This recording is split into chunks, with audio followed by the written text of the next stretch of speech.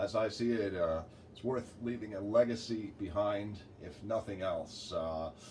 You can be totally nothing and totally disregarded by your contemporaries in modern life, and you can live your whole life, sadly, without making a dime on your intellectual property or your various different products or various different projects. But in the end of the day, if I leave something behind that's helpful to posterity, then I've won. I've made use of myself and my time on Earth, and I do intend to leave archives behind of my intellectual property for distribution by posterity in the family. And videos like this, give them all of that on a digital archive that's modern for the day, and maybe back it up on a few different media. But I'll leave instructions on how it should be used appropriately, so that the later generations can make money off of me. Why do I want to do that? Why would I care? Like if I'm dead and gone, and I've done all this stuff and none of it's benefited me personally, right? Why would I care? Well, it's fortunate that records exist today of the Buddha, and one of my projects is the Blue Buddha Dharma and Tao Association, and I'm waiting for that paperwork to come from the state of Washington, which tends to take its time. But when I get that started, it will be a humanitarian effort. That could be what I'm known for, but also I'm going to be writing, may even engage in acting or something like that. Even though I don't consider myself a great actor as far as voice acting, I could read an audiobook that I wrote. To see me in a movie is similar to seeing Ben Stein in something. Ben Stein managed to have commercial value to himself, and has a similar situation of leaving a legacy, but probably being better appreciated in latency than while alive, or I guess he's still alive, than well active, in the press and in media.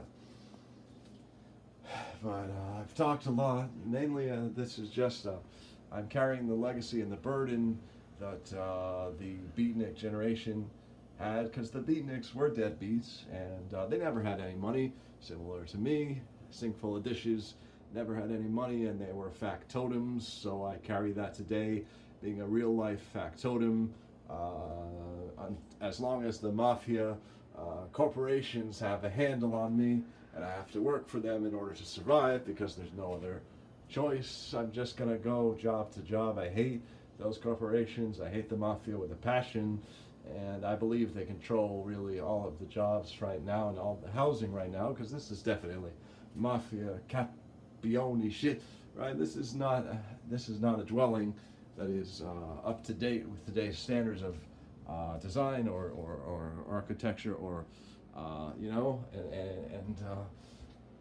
they managed to demand market rates for a property like this, which is a slum, and then that just pushes the other deluxe properties up and up, when those properties, modern properties, should be renting for what this is renting for, and this should be renting for $450. But the bubble has burst on that, and inflation has been continuous for decades and decades.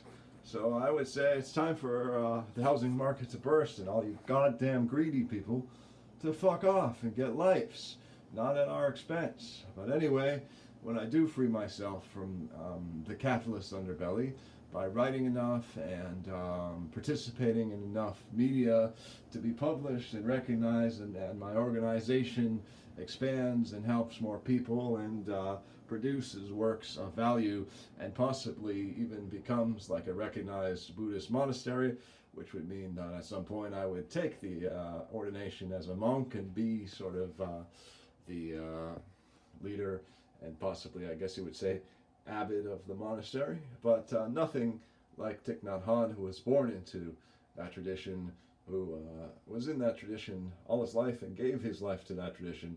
And he's the venerable leader whose legacy and community remaining have brought me into Buddhism. And I was quite Taoist. I was mostly Taoist, and I was mostly associated with the yin and yang and the philosophy thereof. And I was starting school for traditional Chinese medicine, but like everything else, it crashed by the wayside due to economics and politics, and they wouldn't let me achieve what I wanted to achieve. They kicked me out, and I lost my way, both for personal reasons and also because I was set up to do so. But you could also say, set up by who? Set up by the Tao? Yes, the Tao itself and the Buddha way. Yes, it set you up for things like this, because, you know, we're cosmic jokers and clowns, and we're like chess pieces, pawns to the gods, if you will. And so, whether or not we are gods in normal life, here we're just pawns in the machine, and we're taking one for the team in terms of like comedy value or like ironic value of our lives to posterity and whoever's viewing this, and you know, the people we want to slam and throw into the street because they've controlled our lives, but they end up being, you know, just players within the script, within the screenplay that we're all in. And that's the Tao. That's sort of my view of the Tao. And then, you know, with Thich Nhat Hanh and his people, a select group of people who brought that to the small town where I went to college, I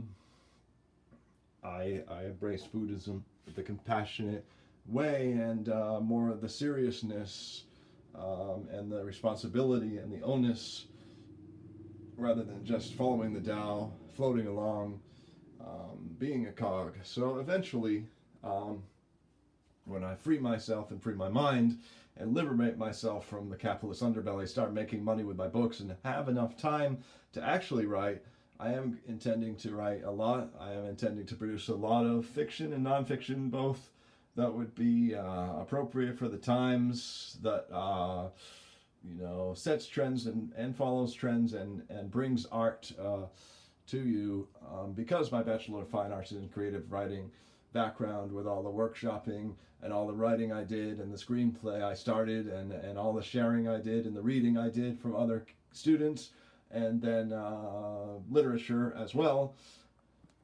You know, I have that background of being an old school writer, just like the film school generation has that background of being directors. And so it could serve later in life, maybe if there's a shortage of writers or literature, or if we just want to try something new and unique and organic, since my mind really is that, since I'm a product of the East more than a product of the West. So I grew up in the Western world. I'm from the Western world of the United States, but yet mentally I'm not from West. I'm from East, and even though I'm from the East aspect of this Turtle Island, and now live in the West Coast and now the West Coast is also the East aspect of the Pacific Ocean.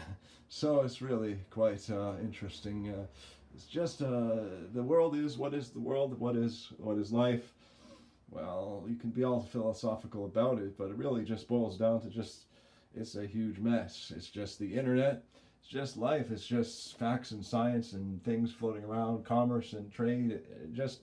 It's literally the internet, but it's beyond the internet as far, because I'm talking about the 3D or 5D internet. I'm not talking about the internet on which you're watching this video, okay? But anyway, the internet in which we're all connected, right? So we all have that. But it's getting to be geezer mode for me. 10 minutes in and sweating like a pig. It's got to be 100 degrees in this god fucking forsaken hellhole of a place, which is the only place that I can get, which, you know, is the life of the beatnik, right? Like, you wanted something, you expected maybe the Ritz-Carlton, and what did you get? You got like a third-rate motor hotel. And that's sort of what happened, you know.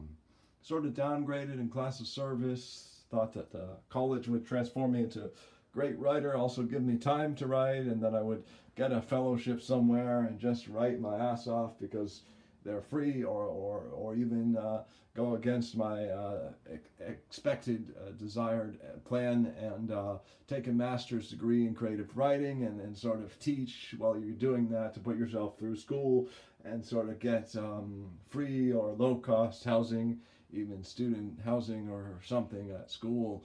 But they don't have those programs anymore. I mean, they do, but not as much abundance. I mean, if you look at the writers' magazines, especially the scholarly ones designed for that purpose of advertising those programs, they do have them, and they are there, but for the most part, they're not free ones, and they're not the ones where you could pay your tuition as a teacher in teaching. But as I said, I'm getting old here on the screen before you, and people are not going to want this video to be a zillion minutes. So that's pretty much all my life and all my advice compressed into 11 minutes. And if you are wise, you'll take a lot from this. Other than that, you know, for me, it's just another day.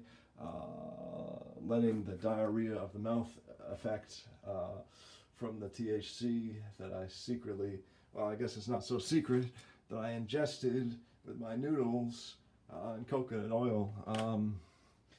Anyway, yeah, so the THC is taking effect, and I got that diarrhea of the mouth going on. But even then, I still tend to make sense. And I sometimes get visits from Paul Revere, and not the historical Paul Revere, I suppose, from Boston, who did the ride of the British are coming and everything, but the Paul Revere of the modern day psychic world and psychic internet, who is just a guy with a Boston accent. So any random Boston character nicknamed Paul Revere. But I'm not getting him now, as you can see. It's not that accent. I don't tend to get that accent. He's kind of camera shy, so I don't tend to be able to do the Boston accent outside of when Paul Revere comes to visit. Anyway, I guess Paul Revere might be coming to visit, but I've never put him on camera before. He's been camera shy. I suppose, that's not really going to be a traditional Massachusetts accent going back farther than 1970 or so. But another thing is I just don't like my voice, and I don't like to talk, and I don't think I'm good at these accents. And so I'm not an actor primarily. I told you that. Other than that, this is about it, man. Sweating like a dog. And it really is diarrhea of the mouth. And if you just let it go on and on, it's not going to amuse anybody or entertain anybody. People are going to want their money back. Even though I didn't take any money from them, but I took time from them. And time being money, you don't get these 12 or 13 minutes back listening to the asshole talk about old shit. Looking at his stale old yucky teeth, yellow, and his ugly lined face, and his beard, all these signs of stress and wear and tear, and the rugged life in the fast lane, or like a derelict life, like the life of a derelict, taking all this stress and responsibility unnecessarily. That's why people don't want to listen to me. I understand 100% why I'm not famous or nothing, but it didn't have to be this way. Look at this, like, I'm sweating in balls in here.